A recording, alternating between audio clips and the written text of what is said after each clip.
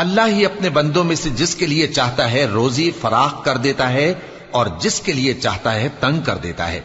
बेशक अल्लाह हर चीज से वाकिफ है। और अगर तुम इनसे पूछो कि आसमान से पानी किसने बरसाया, फिर उससे जमीन को उसके मरने के बाद किसने जिंदा किया, तो कह देंगे कि अल्लाह ने।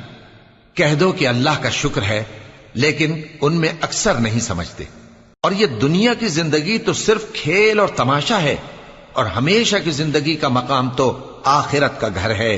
काश ये लोग समझते।